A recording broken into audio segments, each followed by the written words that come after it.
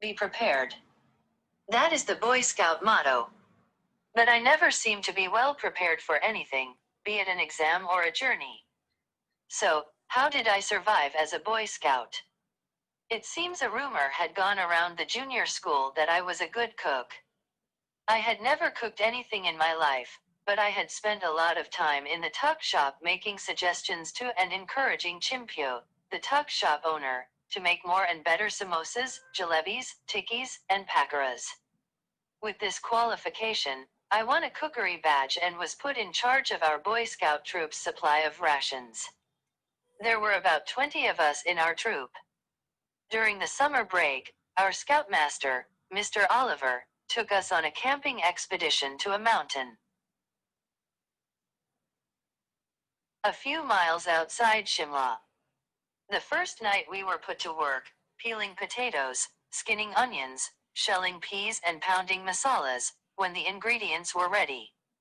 I was asked, what should be done with them? Put everything in that big deegchi, I ordered. Pour half a tin of ghee over the lot, add some nettle leaves, and cook for half an hour. When this was done, everyone had a taste, and agreed that the dish lacked something. More salt, I suggested. But the dish still lacked something. Add a cup of sugar, I ordered.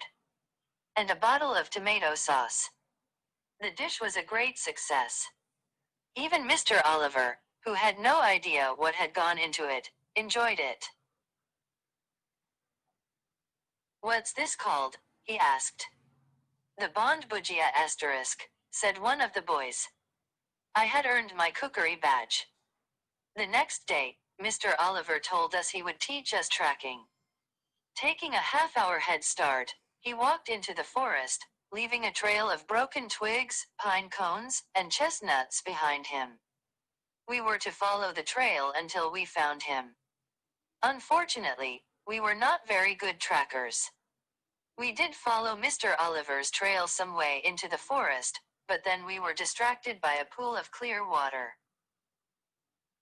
We jumped in and romped about, enjoying the sunshine. Hours later, feeling hungry, we returned to our campsite and prepared the evening meal. It was Bond Bujajia again, but with a few variations. It was growing dark, and we were beginning to worry about Mr. Oliver's whereabouts when he limped into the camp. He had waited for us at the far end of the forest for a couple of hours. Then, he decided to return, but got lost in the gathering gloom. Village folk finally helped him back to the camp. He was very angry and made us return all our badges, including my cookery badge. An hour later, when we were all preparing to get into our sleeping bags for the night, Mr. Oliver called out, "Where's dinner?" "We've had ours," said one of the boys. "Everything is finished, sir." "Where's Bond?" "He's the cook." "Bond, get up and make an omelette." "I can't, sir." "Why not?" "You have my badge." "Not allowed to cook without it."